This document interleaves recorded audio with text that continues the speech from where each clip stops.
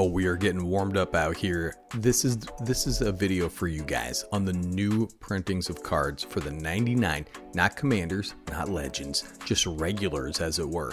I want to see if I can find cards that have wide appeal, go in a lot of decks, and who knows, maybe see some hidden gems in here. But listen, man, you might disagree with my picks on foundations, cards to watch, and that's what the comments are for, man. As always, thanks to the patrons, dude, the members, the Discord bros. I love you all so much, dude. Listen, I work full time. I can't spend as much time as I want with this little hobby. I wish I could just sit in there in the DMs and Discords with you guys all day. But you guys spur me on. You know, you've kind of taken it on your own, and you make me a real happy guy to watch it all happen. Bonkers Chase Mythic here, the Bloodthirsty Conqueror. So this is 3 black creature vampire knight. It's a 5/5, flying and death touch. Whenever an opponent loses life, you gain that much life, man. All right, this is a redundant combo piece for those sanguine blood combos. It's a creature, probably easier to tutor out. You know, he's got plate armor wearing vampire, dude, flying and death touch. 5 mana, I give up, dude. This is gonna be a big time Chase Mythic for sure.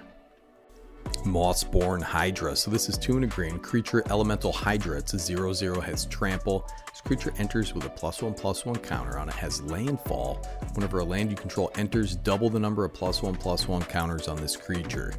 This is another generically awesome card for a landfall deck. It's going to get huge really quick, man. It's the Mossborn Hydra, brother. Alright, now this is my jam, Electroduplicate, 2 and a red sorcery. Create a token that's a copy of a target creature you control, except it has haste, and at the beginning of the end step, sacrifice this token. Has flashback for 2 red. Great card for Is It clone token decks that have an ETB focus, that sweet flashback ability. Listen, man, this is a hot take, alright? But flashback is good. I know you guys watch this for my hot takes, dude. Usually, this is like having 2 cards if you want that effect. Fantastic. Now this is a card after my own heart, the Boltwave. So this is 1 red mana for its sorcery, deals 3 damage to each opponent.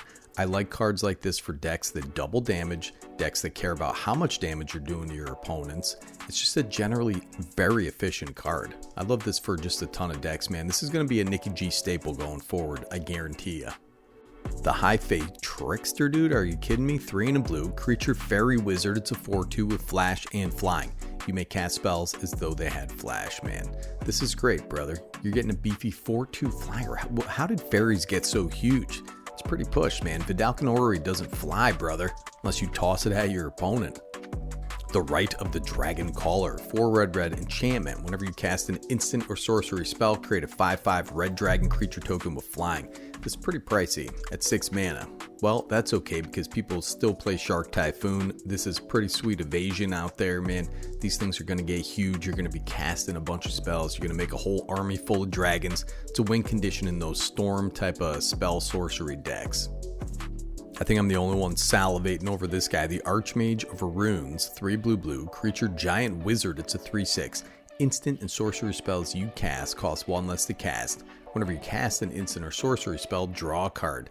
He's so intent on his study though. There's thinking frozen in place, dude, but he's just studying, brother. Leave him alone.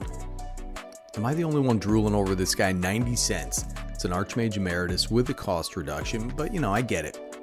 Dude. It's 5 mana. It's a lot. People hate spending their damn mana. They just want to take their mana to the grave with them, brother. Blasphemous Edict. These guys are out there tearing down the golden idols, man. 3 black, sorcery. You may pay black rather than pay the spell's mana cost if there are 13 or more creatures on the battlefield. Each player sacrifices 13 creatures of their choice. I think this is a little bit overblown. 13 creatures is a lot. I would play this out, see how it plays. You know, how many games are you going to cast it for 1 mana? The upside, though, is you can cast it for 5 mana. Still wipes the board, gets around indestructible. Lots of decks would like those cards in the graveyard rather than exiled, like Farewell. For a lot of black decks, this might be a little better.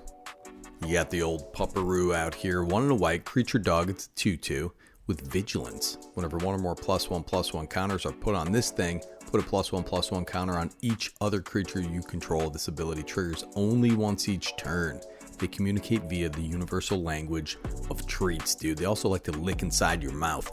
In counters decks, when you're packing hardened scales effects, this can be really valuable, man. Think of it, brother. You cast Rishkar with this out there. Put a counter on this guy with hardened scales out there. It's +2 counters for everybody. Great +1/+1 counters deck card where you want those counters distributed all over the place. You got the old T-Pain Tyrant out here, Twinflame. This guy's 3 red, creature dragon, it's a 3/5 with flying. If a source you control will deal damage to an opponent or a permanent an opponent controls, it deals double that damage instead, dude. Requisite damage doubler, basically every set now. It used to be a pretty rare effect, but it's really common now. It seems like every set we get cards like this. I don't know, man. This thing's kind of nuts. This guy's the Harvester of Sorrow out there. 1 black, creature demon warlock. It's a 3/2. Has tap, exile target creature card from a graveyard that was put there this turn. Create a token that's a copy of it, except it's a nightmare in addition to its other types. I'm living in a nightmare. Then exile all those nightmare tokens you control. It's really nice in mill decks, man. It's kind of a free reanimator spell. I was talking about Anawan yesterday, right? Sacrificing non-vampire creatures. This would go great in a deck that kills opponent stuff too. Puts a premium on removal. Targets any graveyard. Pretty sure this works with mill too. This card is nuts, man. The Valkyrie's Call, 3 white enchantment. Whenever a non-token, non-angel creature you control dies, return that card to the battlefield under its owner's control with a +1/+1 counter on it. It has flying and is an angel in addition to its other types. 5 mana, not bad for this, man, in any kind of Orzhov Aristocrats deck, as long as you're not stacking angels. I love cards like this that lets you double dip your sacrifice targets. This is gold. Beefy angels, you know, they can close out the game too, man. You do your aristocrat stuff, brother, and then all of a sudden you have 20 flying power on board too to finish it out. You gotta finish the fight, man. We got old 7 deaths out here, dude. 7 generic mana, creature Eldrazi, it's a 7/7, has first strike and vigilance, menace and trample, reach and lifelink, and ward pays 7 life. Born of the infinite void between realities. The Eldrazi have one goal: to consume. Basically everybody at Walmart has the same goal, dude. This is a big beater for those decks making lots of colorless mana. But it doesn't require colorless mana, which is how I thought they were balancing these big Eldrazi, but I guess not, dude. This is just an evasive beater, goes in a lot of decks. Look at this little lizard fella out here. You got the Ashroot Animist, 2 red and a green, creature lizard druid, it's a 4/4, has trample. When this guy attacks, another target creature you control gains trample, gets +X/+X until end of turn, where X is this creature's power. This guy's gonna burn down the old growth of civilization and nurture what sprouts from the ashes, dude. That is a beautiful thing, man. Interesting in decks that double power, like Xenaghost decks. It's an interesting character too, you know. He's got that stick from Lords of the Fallen. He's gonna smack you right over the dome with it. 70 cents right now. This looks like a budget banger to me. Then we got the Exemplar of Life gain decks out there. 2 white, creature angel, it's a 3/3 with flying. Whenever you gain life, put a +1/+1 counter on this creature, and whenever 1 or more +1/+1 counters on this creature, draw a card. This ability triggers only once each turn. So this is an extra card in life gain decks per turn cycle. It isn't bad stat wise for a 4 mana creature. I dig it, especially in decks that can gain life at instant speed on your opponent's turns too, dude. This guy's brawling in the foyer. It's a Scrawling Crawler. This guy's 3 generic mana, artifact creature, Phyrexian construct, it's a 3/2. At the beginning of your upkeep, each player draws a card. Whenever an opponent draws a card, that player loses 1 life. That's the line right there, dude. It spreads the machine gospel of new Phyrexia. Its task incomplete until all surrender to perfection, dude. New tech for your Nekazar and your wheel decks out there. Generic mana, dude. This goes in pretty much any deck, any color. It's pretty efficient, draws you and everybody an extra card, but you get it first. Unless it's an instant your opponent's draw, you get to cast first too, man. I know, you know, it's equivocal. You're giving your opponents cards, all right? It's not as broad of a card, but I like seeing effects like this.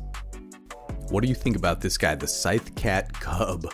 This is 1 and a green, creature cat, it's a 2/2, has trample, landfall. Whenever a land you control enters, put a +1/+1 counter on target creature you control. This is the second time this ability has resolved this turn. Double the number of +1/+1 counters on that creature instead. Holy crap, dude. This little cat is going to get real big in a landfall deck. Lots of time, you're plopping out 2 to 3 lands a turn. So say you put out 3 lands with just this out, man. Put a counter on, it's a 3/3. Then double those counters with the second land, it's a 4/4.